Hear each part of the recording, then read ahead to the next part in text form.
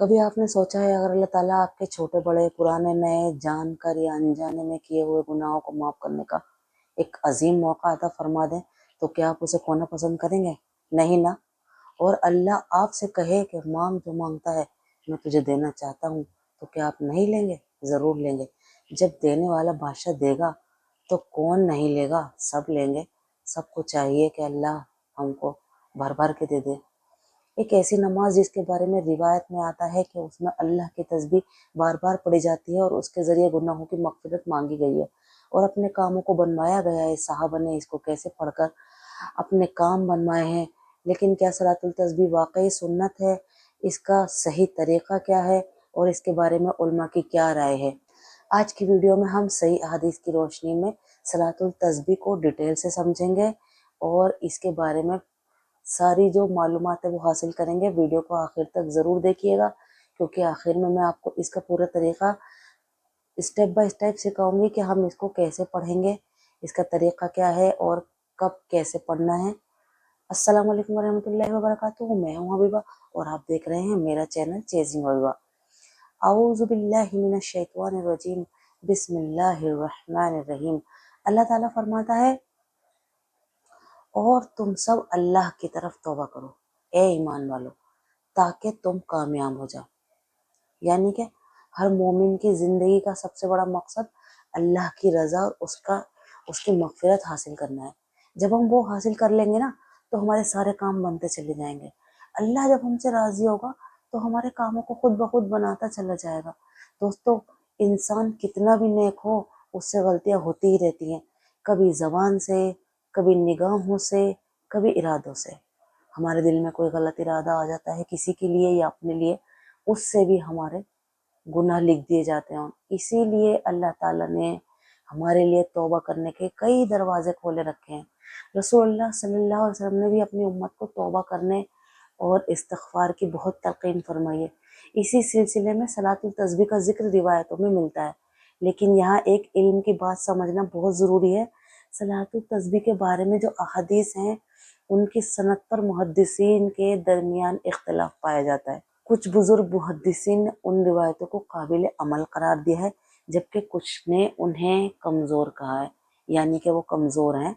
इसी वजह से बहुत से उलमा सलातुल तस्बीह को नफिल इबादत के तौर पर जायज़ और मुस्ताहब समझते हैं, जबकि कुछ उलमा ने इस पर अमल को लाजमी या मुक्कदा सुन्नत नहीं कहते। यानी कि एक सुन्नत मुअक्कदा होती है ना, एक गैर मुअक्कदा होती है, तो उसमें भी नहीं गिनते। यानी इस मसले में इख्तिलाफ है और दोनों राय का एहतराम किया जाता है। यानी कि जो लोग कह रहे हैं, कहने वाले भी बराबर हैं और ना कहने वाले भी बराबर हैं। आगे मैं आपको बताने वाली हूँ कि अगर कोई सलातुल तस्बीह पढ़े तो उसका पूरा तरीक़ा क्या है और तस्बीह कितनी मरतबा पढ़ी जाती है। वीडियो को स्किप मत कीजिएगा, वीडियो को पूरा ध्यान से और गौर से देखिएगा ताकि आप इसका एक एक तरीक़ा एंड तक कैसे पढ़ना है, कैसे समझना है, इसको आप जब ही समझ पाएंगे जब आप वीडियो को पूरी तरह गौर से देखेंगे। अगर आप वीडियो को स्किप कर करके देखेंगे तो आपके समझ में नहीं आएगा कि मैंने आपको तरीक़ा कैसे बताया है, पढ़ने का तरीक़ा क्या है, इसकी रिवायात क्या है। आप इसको जब एंड तक देखेंगे तो आपकी समझ में आ जाएगा इसको पढ़ना कैसे, और फिर आप इसको आसान तरीके से पढ़ पाएंगे। इसीलिए मैं आपसे गुजारिश कर रही हूँ कि वीडियो को पूरा देखिए, कहीं से भी स्किप मत कीजिए, वीडियो को गौर से देखिए ताकि आपको नमाज सीखना आसान हो। एक रिवायत में हज़रत अब्बास रज़ी अल्लाह अन्हु को रसूलुल्लाह सल्लल्लाहु अलैहि वसल्लम ने सलातुल तस्बीह सिखाई और फरमाया कि इस नमाज को रोज़ पढ़ा करो, और अगर रोज़ ना पढ़ सको तो हफ्ते में एक मरतबा, अगर ये भी ना हो सके तो महीने में एक मरतबा ज़रूर पढ़ो, और अगर ये भी ना हो सके तो साल भर में एक मरतबा ज़रूर पढ़ो, और अगर ये भी ना हो सके तो उम्र भर में एक बार इस नमाज को ज़रूर पढ़ना। इस रिवायत को सुनन अबू दाऊद और जामिया तिरमिज़ी वगैरह में रिवायत किया गया है। मुहद्दिसीन ने इसकी सनद के बारे में मुख्तलिफ राय पेश की हैं, लेकिन दोस्तों यहाँ हमें एक बहुत खूबसूरत सबक मिलता है कि अल्लाह ताला अपने बंदों के लिए मग़फ़िरत के दरवाजे बंद नहीं करता। जब बंदा इखलास के साथ अल्लाह की तरफ पलटता है ना तो अल्लाह ताला उसे मायूस नहीं करता। अल्लाह कुरान में फरमाता है, ए मेरे बंदो, جنہوں نے اپنی جانوں پر زیادتی کی ہے اللہ کی رحمت سے مایوس نہ ہو، بے شک اللہ تمام گناہ معاف کر دیتا ہے۔ سورہ الزمر کی جو کہ آیت ہے یہ، اللہ تعالیٰ نے ہمیں سبحان اللہ کتنی امید دینے والی آیت ہے۔ دوستو اب جانتے ہیں صلاۃ التسبیح کا طریقہ۔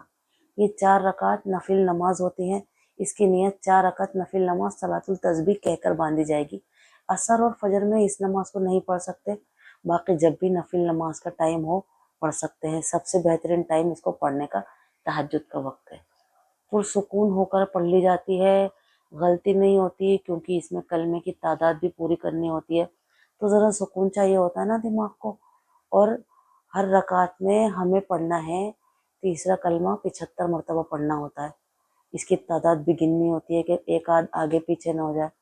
پوری نماز میں یہ تسبیح جو ہے نا 300 مرتبہ پڑھنی ہے۔ اور تیسرا کلمہ کتنا پڑھنا ہے؟ تیسرا کلمہ اتنا پڑھنا ہے سبحان اللہ والحمد للہ ولا الہ الا اللہ واللہ اکبر، بس اتنا ہی پڑھنا ہے۔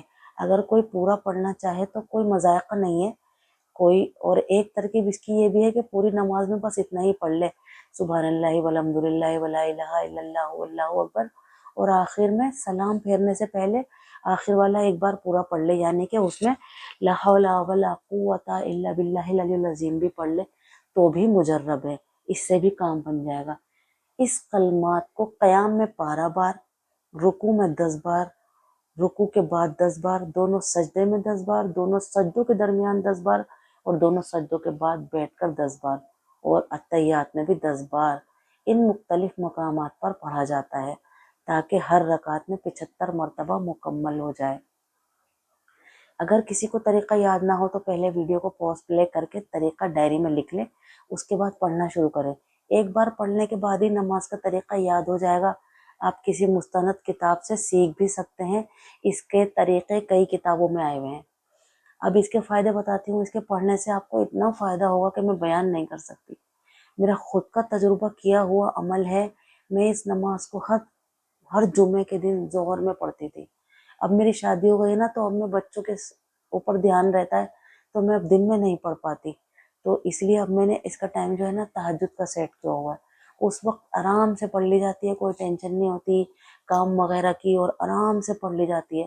جب میں 10th کلاس میں تھی نا تو مجھ کو ٹائیفائڈ ہو گیا تھا، تو میری پڑھائی صحیح سے نہیں ہو پائی ایگزام سے پہلے۔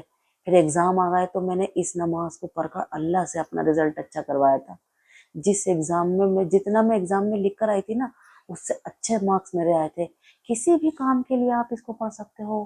اس نماز کو پڑھائی کے لیے، پیسوں کی تنگی ہو اس کے لیے، بچیوں کے رشتے اچھی جگہ ہونے کے لیے، بیٹوں کی اچھی جگہ جاب لگانے کے لیے، اور یا پھر کوئی بزنس کرانا ہو تو اس کی ترقی کے لیے، کیونکہ اس نماز میں جو ہم کلمہ پڑھتے ہیں نا، اس کا ترجمہ جو ہے وہ اللہ تعالیٰ کی تعریف اور بڑائی ہے اس میں۔ تو اللہ تعالیٰ بہت خوش ہوتا ہے اور اپنے بندے کی وہ دعا وہ قبول کر لیتا ہے جو اس نماز کو پڑھنے کے بعد مانگی جاتی ہے۔ اللہ کے نبی نے اس نماز کے پڑھنے کی تاکید کئی جگہ فرمائی ہے۔ اس نماز کو پڑھنے کے بہت زیادہ فائدے ہیں، اور ہمیں یہ نماز ہفتے میں ایک بار تو ضرور پڑھ لینی چاہیے۔ لیکن صرف نماز پڑھ لینا کافی نہیں ہے، ایک چیز اور ہے جو اللہ تعالیٰ کے نزدیک بہت اہمیت رکھتی ہے، وہ ہے اخلاص۔ اگر دل اللہ کی طرف نہ ہو تو عبادت کا اصل مقصد ہی ادھورا رہ جاتا ہے۔ ایک حدیث پاک کا مفہوم ہے کہ خوشخبری ہو اخلاص والوں کے لیے کہ وہ ہدایت کے چراغ ہیں، ان کی وجہ سے سخت فتنوں کو ٹال دیا جاتا ہے۔ یعنی جو کوئی بھی عمل ہم اخلاص کے ساتھ کریں گے، اللہ تعالیٰ ہمارا وہ عمل بہت جلدی قبول فرماتا ہے۔ اللہ تعالیٰ اپنے بندے کی طرف جو خالص اللہ کے لیے کیا گیا عمل ہے نا، اللہ تعالیٰ اس کو بہت نظر کرم سے دیکھتا ہے، اس بندے کو جو اخلاص کے ساتھ کام کرتا ہے۔ یعنی اللہ کے ساتھ کسی کو شامل نہ کرنا، اپنا عمل صرف اللہ کے لیے کرنا، کسی کو شریک نہ کرنا، اس کو کہتے ہیں اخلاص۔ اخلاص کا مطلب ہے ہمارا دل صرف اللہ کی طرف متوجہ ہو، اور ہمارا مانگنے کا ذریعہ ہم صرف اللہ کو جانتے ہوں، اللہ کو مانتے ہوں۔ تو یہ جو ہے نا، یہ ہے اخلاص۔ اور ایک حدیث پاک کا مفہوم ہے کہ اخلاص کے ساتھ خرچ کی گئی ایک کھجور کی گٹھلی بھی اللہ کے ہاں احد پہاڑ سے زیادہ ثواب رکھتی ہے، اور بنا اخلاص کے ساتھ خرچ کیا گیا احد پہاڑ کے برابر سونا بھی اللہ کے ہاں کوئی اہمیت نہیں رکھتا۔ اللہ تعالیٰ کہے گا جس کو دکھانے کے لیے خرچ کیا ہے اس سے جا کر اس کا اجر لے لو۔ تو یاد رکھیے، ہر نفل عبادت فرض نمازوں کا بدل تو نہیں ہوتی نا۔ سب سے پہلے ہمیں کیا کرنا ہے؟ ہمیں سب سے پہلے 5 وقت کی نماز کی پابندی کرنی ضروری ہے۔ اس کے بعد نفل عبادت، تلاوت، ذکر اور استغفار انسان کو اللہ کے اور قریب کرتے ہیں۔ آج ہی اپنا محاسبہ کیجئے، کیا ہم وقت پر نماز پڑھتے ہیں؟ کیا ہم اللہ کو راضی کرنے والے کام کرتے ہیں؟ کیا ہم توبہ کرتے ہیں؟ کیا ہمارا دل اللہ سے ڈرتا ہے؟ کیا اللہ کا خوف ہمارے دل میں ہے؟ کیا ہم اللہ کی طرف سچے دل سے رجوع کرتے ہیں؟ اگر جواب نہیں ہے نا، تو آج ہی اپنی زندگی کا نیا سفر کو شروع کیجئے۔ آج سے بسم اللہ کیجئے، آج ہی اللہ کی طرف ایک قدم بڑھائیے۔ اللہ کی رحمت آپ کا انتظار کر رہی ہے۔ اللہ آپ کے لیے اپنے فرشتوں کو تیار کیے بیٹھا ہے۔ اللہ تعالیٰ سے ہم دعا کرتے ہیں کہ اللہ ہمیں اخلاص کے ساتھ عبادت کرنے کی، توبہ اور استغفار کی کثرت کرنے کی، اور قرآن کو سنت کے مطابق زندگی گزارنے کی توفیق عطا فرما۔ آمین یا رب العالمین۔ اگر آج کی ویڈیو آپ کو پسند آئی ہو تو اسے لائک کیجئے، اپنے دوستوں اور گھر والوں کے ساتھ شیئر کیجئے، اور اگر آپ ہمارے چینل پر نئے ہیں نا تو پلیز ہمارے چینل چیزنگ حبیبہ کو سبسکرائب کر کے بیل آئیکن ضرور دبا دیجئے، تاکہ ایسی آنے والی نئی اور اچھی اسلامک ویڈیوز سب سے پہلے آپ تک پہنچ سکے۔ اللہ تعالیٰ کہنے اور سننے سے زیادہ عمل کی توفیق عطا فرمائے۔ آمین ثم آمین۔ ملتے ہیں پھر کسی نئی ویڈیو میں کسی نئے ٹاپک کے ساتھ۔ تب تک کے لیے السلام علیکم ورحمۃ اللہ وبرکاتہ۔ اللہ حافظ۔